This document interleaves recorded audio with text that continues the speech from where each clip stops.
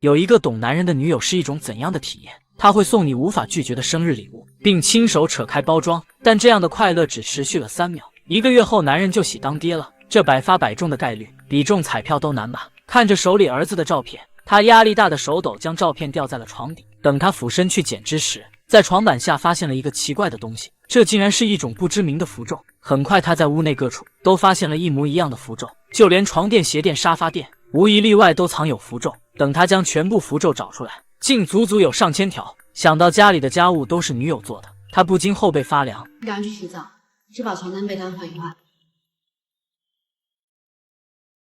想到之前同事曾说过，每天他都是被女友送到公司的，并且除了周3，不管每天多忙，女友都会按时送来爱心午餐，并提醒他多喝热水。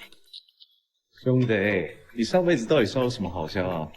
可以每天拥有这种顶级待遇。女友不仅从不查他手机，去哪里玩也不用报备，时常还会准备小礼物作为惊喜。女友过生日的时候，男人特意选了家高档餐厅，还花重金买了份礼物。看着菜单上高昂的价格，女友还会懂事的表示希望去一个特别的地方。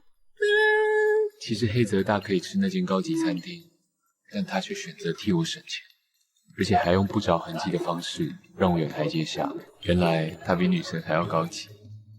然而这样完美的女神，他又凭什么拥有呢？很快他就发现女友虽然怀孕，但每周3依然会消失一整天。在好奇心的驱使下，他周3偷偷摸摸地跟上了女友，发现女友直接来到一处道观。通过手机，他清楚地看到，一番做法后，道长将一叠厚厚的符咒交给了他，然后驱车来到了某处公寓。他一路飞奔到7楼，看到女友进去后就没再出来过。他决定回去后试探一下女友。第二天两人一起吃饭时，他故意询问女友周3去了哪里。我一大早就出门了，通天来回，累死我了。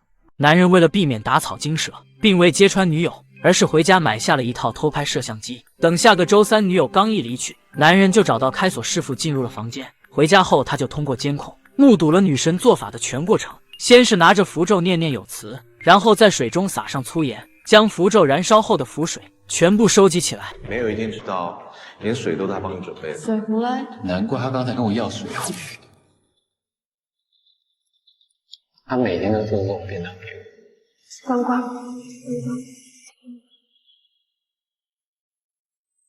瞬间，男人胃里翻腾，连忙跑进卫生间狂吐不止。看着马桶里那奇怪的颜色，他瞬间明白，原来女友给他准备的便当和茶水里面都加了这些符水。第二天，女友依旧雷打不动的继续给他送爱心便当，还说今天会有一个惊喜给他。男人打开盒子，下一秒他直接头皮发麻，那颗番茄竟然是胚胎形状的。这样诡异的女友让男人十分后悔，这让他不由自主地想到了前女友。和着魔般诡异的迷信比起来，控制欲反倒让人更好接受。为了庆祝即将到来的宝宝，女友决定送男人一台新车，全款200多万的车。女友二话不说就拿下。男人转头的功夫，再次看到了日思夜想的前女友。在这个世界里，前女友已经有了新的男朋友。两人目光碰触的瞬间，尴尬的相视一笑。下一秒，世界重新化为虚影。等他再次醒来，身边依旧躺着女友，而这个女友到底是谁呢？